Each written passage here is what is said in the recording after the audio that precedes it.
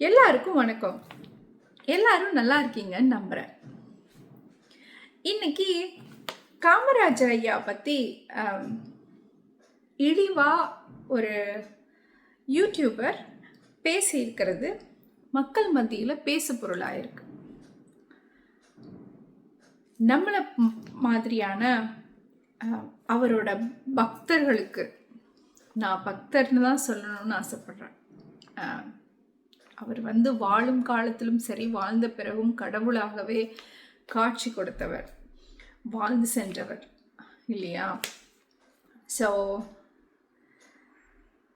அவரோட few incidents நான் உங்க கூட ஷேர் பண்ணிக்கிறேன். அவரை தவிர்த்து வேறு எந்த மனிதராலையும் இப்படி வாழ்ந்திருக்க முடியுமா, இவ்வளவு சிம்பிளாக வாழ்ந்திருக்க முடியுமான்னு எனக்கு சத்தியமாக தெரியல.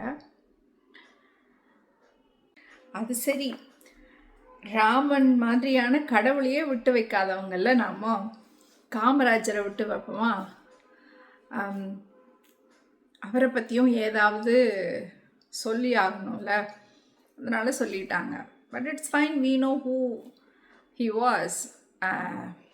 ஸோ அது ஒரு காமராஜரோட புகழுக்கு எல்லளவும் குறைவு ஏற்பட போவதே இல்லை. பேசியவருக்குத்தான் அது அபத்தம். திருநெல்வேலியில் ஒரு மீட்டிங் நடந்துச்சு. அதில் தன்னை எந்திரிச்சு ஒரு ஒரு பேச்சாளர் புகழ்ந்து பேசுகிறார். எம்ஏ படித்த ஒரு பையன் எந்திரிச்சு நின்று பேசுகிறாரு. எங்கள் தலைவர் எந்திரிச்சு நின்னார்னா தலை கன்னியாகுமரியிலையும் தலை காஷ்மீர்லேயும் கால் கன்னியாகுமரிலையும் இருக்கும் அப்படின்னு சொன்னானே, இவர் டக்குன்னு எந்திரிச்சு இப்போ நிறுத்துப்பா, என்ன அரக்கேன்னு சொல்கிறியா, எம்ஏ படித்த பையன் இப்படி அர்த்தம் இல்லாமல் பேசலாமா அப்படின்னு கடிந்து உட்கார வச்சவர், புகழுரைகளை விரும்பாதவர். போய்கிட்டு இருக்கார். போகிற வழியில் ஒரு குழந்தை ஒரு பையன், ஒரு பள்ளி படிக்க வேண்டிய பையன் மாடு மேய்ச்சிக்கிட்டு இருக்கான். சிஎம் இவர் வண்டியை நிறுத்தி, என்ன தம்பி ஸ்கூல் போலியா, மாடு மேய்ச்சிக்கிட்டு இருக்கேன்னு கேட்டதுக்கு, நான் ஸ்கூல் போயிட்டா என் வீட்டை யார் பார்த்துப்பா, எனக்கு யார் சோறு போடுவா அப்படின்னு இவர் சிஎம்னே தெரியாமல் அந்த குழந்தை கேட்குது. அப்படி கேட்டதுக்கு அப்புறம்தான் உருவானது சத்துணவு திட்டம். இந்த காலத்தில் அப்படி கை நீட்டி ஒரு தலைவரை கேட்டுற முடியுமா? அந்த குழந்தை மேலே அவருக்கு எல்லளவாவது கோபம் இருந்ததா, பாசம் வந்ததே தவிர, அக்கறை வந்துச்சே தவிர கோபம் வந்துச்சா? தாயுமானவர் காமராஜர் அப்படிங்கிறத நிரூபித்தார். சிஎம் ஆயிட்டார். வசதியாக அவர் நினச்சிருந்தா வாழ்ந்துருக்கலாம். வாழ்ந்தாரா? தாயை வசதியாக வச்சுக்கிட்டாரா கடைசி வரைக்கும்? இறந்ததுக்கப்புறம் போய் பார்த்தாரே அந்த மனுஷன். ஒரு பைப் கனெக்ஷன் கூட தன்னோட அம்மாவுக்கு இலவசமாக நகராட்சியிலேருந்து போட்டு கொடுக்கக்கூடாது. எல்லா தாய்களும் எப்படி தண்ணியை சுமந்துட்டு போய் யூஸ் பண்ணுறாங்களோ அப்படித்தான் என்னோட தாயும் இருக்கணும், 10ஓட 11 தான் இருக்கணும். சிஎம்மோட அம்மாங்கிறதுக்காக எந்த அடிஷ்னல் ப்ரிவிலேஜஸும் உங்களுக்கு கொடுக்கக்கூடாது அப்படின்னு இருந்த தலைவர் இல்லையா?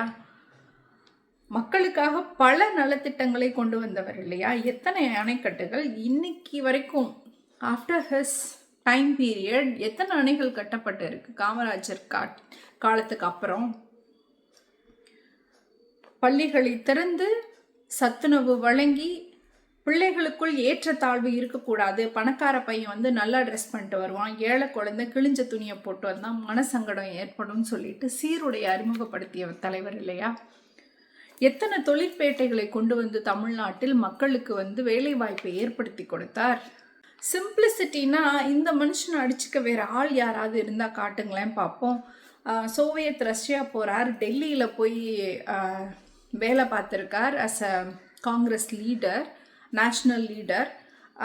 அந்த வெள்ளை வேட்டி, வெள்ளை சட்டை, வெள்ளை துண்டை தவிர மனுஷன் வேறு கோட் சூட் எதையுமே போடலையே. டெல்லி குளிரும், சோவியத் ரஷ்யா குளிரும். அந்த குளிருக்கு ரொம்ப குளிர்ச்சுன்னா ஒரு துண்டு மாத்திரம் போத்திப்பாராம். கோட் சூட்லாம் மனுஷன் நினச்சா போட்டிருக்க முடியாதா? போடலையே.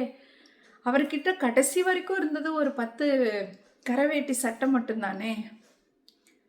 அந்த பெண்மணி ஒருத்தவங்க என் ஹஸ்பண்டை ரிலீஸ் பண்ணிடுங்க, கள்ளசாராயம் வித்தாரு அப்படின்னு சொன்னதுக்கு, ஒரு கொலைகாரனை கூட நான் மன்னிச்சிருவேன், ஆனால் சாராயம் விற்கிறவனை என்னால் மன்னிக்கவே முடியாது அப்படின்னு சொன்ன தலைவர். இப்படி எவ்வளோ சொல்கிறதுங்க. காமராஜர் அப்படிங்கிறது ஒரு ஒரு டிக்ஷனரி, அது அது ஒரு சகாப்தம். அவரை நீங்கள் எல்லளவும் களங்கப்படுத்தி விடவே முடியாது. இந்திரா காந்தி அம்மையார் வந்து பிரதமர், இவர் வந்து மூத்த தலைவர் காங்கிரஸில். அவங்க கால் மேலே கால் போட்டுட்டு உட்காந்துருக்காங்க. நம்ம தலைவரும் கால் மேலே கால் போட்டு தான் பக்கத்தில் உட்காந்துருப்பார். ஏன்னா மனுஷனோட நேர்மை, ஒருத்தர் நேர்மையாக இருந்தாங்கன்னா யார் முன்னாடியும் குனிஞ்சு உட்கார வேண்டிய அவசியமே இல்லைங்கிறதுக்கு இந்த சிங்கம் மாதிரியான தலைவர் உதாரணம். இவரோட நேர்மையே யாருங்க குவெஸ்சன் பண்ண முடியும்?